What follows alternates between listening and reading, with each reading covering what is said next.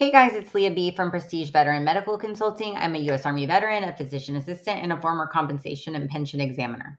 Today, I want to come on and discuss Crohn's disease and how that can be related to VA disability and specifically PTSD and other mental health conditions. So we've done some other videos in the past on ulcerative colitis and inflammatory bowel disease. And as an umbrella, inflammatory bowel disease is sort of a term that encompasses Crohn's and ulcerative colitis. But today we're going to talk specifically about Crohn's, okay? So what is Crohn's disease? So I'm going to pull up what the Mayo Clinic has to say and how they define it.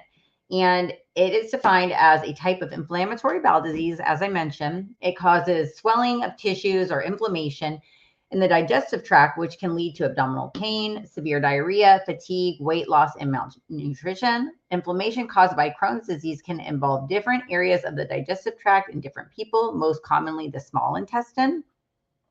This inflammation often spreads into the deeper layers of the bowel. Crohn's disease can be both painful and debilitating, and sometimes can lead to life-threatening complications. So there's no known cure. Therapies can greatly reduce it.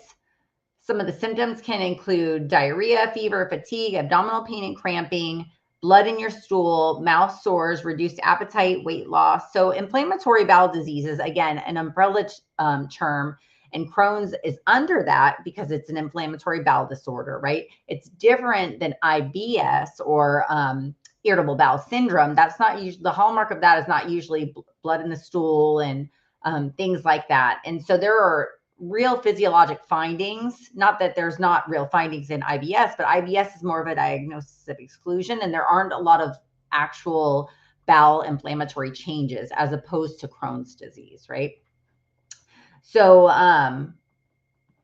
that's basically, in a nutshell, a good description of what Crohn's disease is. So how can people be service connected for Crohn's disease? So like any other condition or most other conditions, if you're diagnosed on active duty, while you're on active duty, it can be primarily or directly connected to your service. If you had it before you joined, you probably didn't have it before you joined, but if you did and it worsened or your service aggravated beyond its natural progression, that's another direct link, right? So, or it can be related on a secondary basis if it's caused or aggravated or worsened by another medical condition. So that's what I wanted to discuss today, is how it can be related to mental health conditions like PTSD. So a lot of times I like to jump in here and just read off some of the literature that we have used in the past. So let me pull up some of that. So again, we talked about Crohn's disease. So the literature that you can take to your doctor if they think that maybe it's related in your case, this may help them to write a report for you if they so choose to. So I have a study called, let's see, Mechanisms by which stress affect the experimental and clinical inflammatory bowel disease role of brain-gut axis, published in 2016, and Current Neuropharmacology. Talks about stress of different origins known to alter the so-called brain-gut axis and contributes to a broad array of gastrointestinal disorders, including inflammatory bowel disease. And they go on to discuss the specifics of the physiologic relationship. Inflammatory bowel disease and anxiety, links, risks, and challenges faced, published in 2015 in Clinical and Experimental Gastroenterology. Looked at the relationship between inflammatory bowel disease to include Crohn's and anxiety disorders. It stated that IBD, or inflammatory bowel disease activity, is closely linked to psychological symptoms, as anxiety has also been observed more during flares of IBD patients. Another article called Stress Triggers Flare of Inflammatory Bowel Disease in Children and Adults, published in Frontiers in Pediatrics in 2019, is a good one. Another study published in Inflammatory Bowel Disease in 2019, titled Initial Assessment of Post-Traumatic Stress and U.S. Cohort of Inflammatory Bowel Disease Patients, assessed 180 patients with PTSD, 32% had IBD, and 26% had IBS. The authors concluded that post-traumatic stress, or the psychophysiological response to a traumatic or life-threatening event, is implicated in medical patient outcomes, and that there's a complex relationship between PTSD and the brain-gut axis. So those are just a couple of studies that we use.